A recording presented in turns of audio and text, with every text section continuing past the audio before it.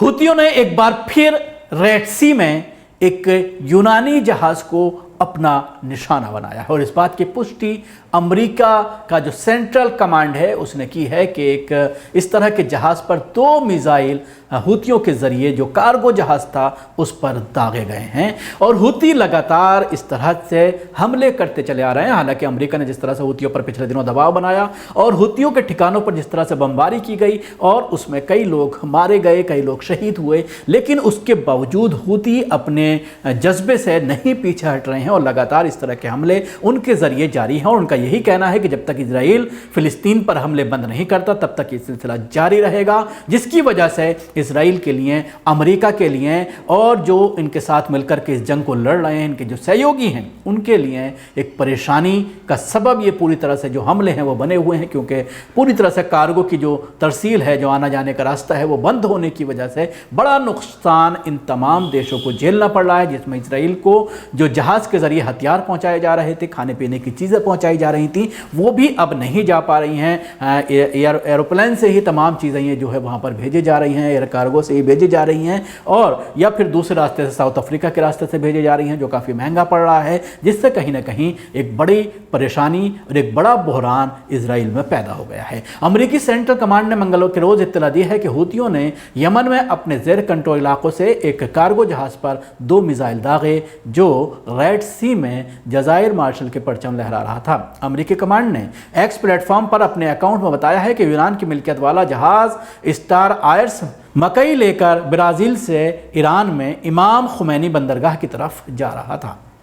Central command ने मजीद कहा है कि जहाज़ को मामूली नुकसान की इत्तला मिली, लेकिन इसके हमले में कोई जानी नुकसान नहीं हुआ है और इसने अपनी मंजिल की तरफ सफ़र जारी रखा। हूसी फौज के तर्जुमान याहया सरी ने एक बयान में कहा कि गज़ा में इजराइल और हमास की जंग के दौरान फ़िलिस्तीनियों के साथ इजहार यकजहती के लिए हूसी रेड सी में माल बरदार जहाज़ों को निशाना बना रहे हैं और ये पहला मौका है कि इन्होंने ईरान जाने वाले किसी जहाज़ को निशाना बनाया है। उन्होंने ये भी निशानदही की है कि निशाना दुरुस्त और हदफ पर था। इन्होंने इस बात का आदा किया कि ग्रुप अपने हमले जारी रखेगा और गज़ा में जंग बंद होने तक बहरी जहाज़ों को इजरायली बंदरगाह की तरफ जाने से रोकेगा। 33 से ज़्यादा हमले काबिल ज़िक्र है कि 7 अक्टूबर को गज़ा में जंग शुरू होने के बाद से हुतियों ने मुख्तलिफ़ किस्म के बैलिस्टिक मिसाइल और धमाका खेज़ ड्रोन का इस्तेमाल करते हुए बहर अहमर में तजारती बहरी जहाज़ों पर 33 से ज़्यादा हमले किए हैं। ख़ुद अमरीकी अफवाज को भी कई बार बराह रास्त हमलों का सामना करना पड़ा और इसके जहाज़ों को निशाना बनाया गया,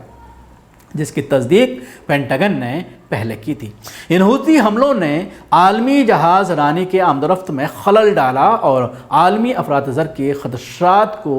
जन्म दिया। इससे ये ख़दशा भी बढ़ गया है कि इजराइल और हमास के दरमियान 4 माह से जारी जंग के असरात मशरिक़ वस्ता को गैर मुस्तहकम कर देंगे और तनाज़े को वसअत देंगे। हमलों ने कई कंपनियों को बहर अहमर के रास्ते अपनी महमात रोकने पर मजबूर किया और अफ्रीका के गिर्द तवील और ज़्यादा महंगे रास्ते को तरजीह दी, जबकि अमरीकी और बरतानवी जंगी तैयारों ने यमन के इलाकों में जवाबी हमले किए।